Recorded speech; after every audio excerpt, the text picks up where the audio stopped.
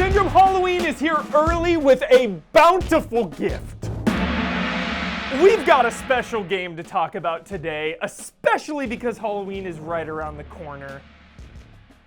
Billed as a return to classic survival horror, Tormented Souls. Let's dive in. It's been 2 weeks since I received that letter from the Wildberger Hospital. Since then, I haven't been fine. I can't get out of my head the image of those little girls. I can't sleep. And when I am able to fall asleep, it's only to dream horrible nightmares. I need to know what's going on. So Tormented Souls is obviously going to draw comparisons to the original Resident Evils and Silent Hill. It reminds me a lot of Code Veronica, actually, the way the camera follows you and tracks you. But in this game, you are Carolyn Walker, and you are summoned to a secluded, sketchy mansion looking for twin girls that have disappeared. And you get knocked out, and all of a sudden wake up naked in a bathtub, Neo style from the Matrix, and you gotta figure out what the hell is going on. So let's get a little bit of the negatives out of the way first, because I have so many positive things to say about Tormented Souls, and I haven't finished. I'm like 4 or so hours in, so this is more of impressions rather than a review. But the story hasn't hooked me yet. It reminds me if Resident Evil went religious. One of the main characters here is a priest, and you interact with this priest. The priest is a pretty good character. The voice acting is campy, but somehow it works. And the story's not horrible, but I'm just not gripped like the way I usually am, with Resident Evil, of course, Umbrella Corporation, bioweapons. I'm seeing shades of some interesting things, but that's not the highlight of Tormented Souls just yet. Maybe that'll change, though, when I roll credits, but that's where we are now. We met here in the chapel only a couple of days ago. What? I'm sorry. I don't remember you. I certainly don't remember coming here before. I see. All right, let's get into the good. So much goodness. First up, really great tutorial right out of the gate, right in the beginning. You wake up naked in that bathtub I was talking about, and it's kind of like an escape room. You gotta get out of this room, and it just teaches you how to walk and move and interact with items. There's a simple, but kind of not simple puzzle right out of the gate. You're examining items, using your problem-solving skills, and it just really sets the tone and does a very excellent job of conveying the type of game and the type of pace Tormented Souls is going for. Another thing I want to highlight are the visuals and the movement, the controls. Some recent callbacks to the genre that I've played were Daymare 1998 a little while back, and even before that, Remothered Tormented Souls, the first game of the Remothered series. And those are cool because they're trying to go classic survival horror, but just the controls and everything else doesn't feel that great. Tormented Souls feels excellent. I cannot stress enough how just nice it feels to move around. You can use the D-pad for your classic tank controls. You're walking around, looking around, whatever. And then you can use the analog stick, obviously, to move around quicker, and you have a little more mobility that way. But I'm just so impressed with the way it feels to play. It feels like those old Resident Evil games, but modern. It's just a joy to play. Tormented Souls just at its core, moving around the environments feels good. If anything, I wish it would kind of slow down. The camera reminds me a lot of Code Veronica, where it's fixed cameras, but a lot of the time the camera is following you. It's like a fixed camera that's moving around depending on how you're moving. And you move pretty quick in this game if you're using the analog stick, so the camera can get kind of out of control, and sometimes I'm like, yo, let's breathe in these environments. Let's settle into this mansion.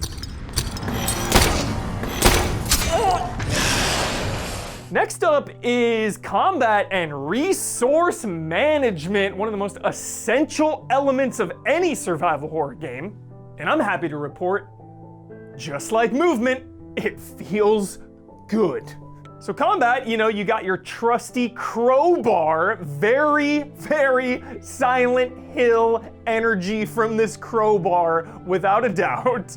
And then one of your main guns is a nail gun. So you got your little Alan Wake nightmare style nail gun, taking out these freakos. The freakos have a The Suffering vibe. If you ever played the old horror game The Suffering, the Clive Barker vibes, that's the kind of energy that I'm getting from Tormented Souls. Clive Barker meets The Exorcist, religious, demonic, weird vibes.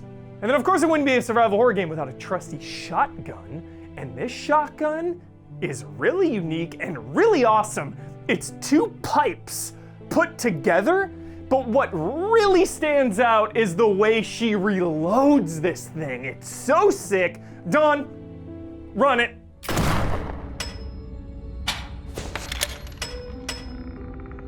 And the resource management. So you can die really quickly, and just like traditional Resident Evil games, you save with a resource. In this case, it's tape recorders. It's really nice too, because sometimes when you save, the main character will talk about the current situation. You get a little context. So saving is actually like story-driven saves I'm super into.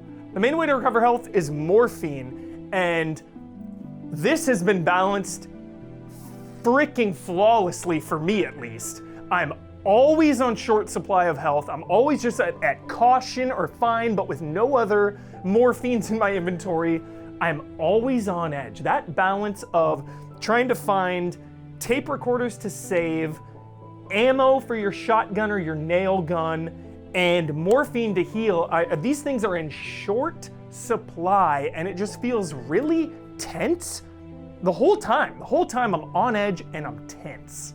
So these suffering enemies, there's like an okay variety to them. There's ones that don't have legs and they kind of hop and they jump towards you. They spit blood out of their eyes. There's ones that have like Wolverine claws and they're in a wheelchair, like rolling up to you. There's another freako that's tied to like an IV machine that comes at you.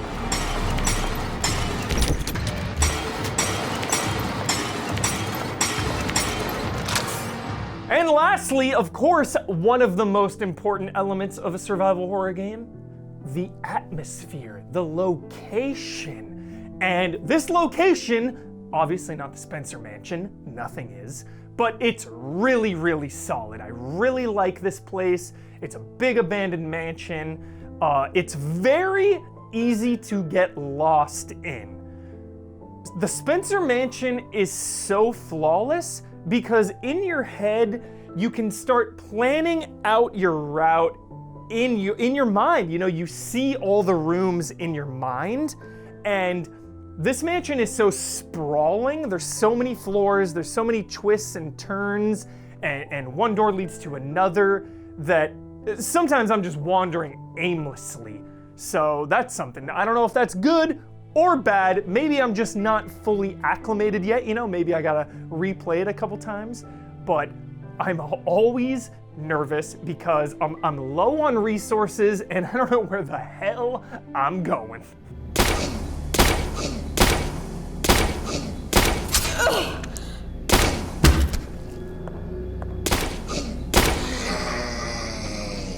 So that's it for Tormented Souls. I'm definitely gonna finish it in the immediate, tonight, tomorrow, any day now. I'm gonna go back and finish this game.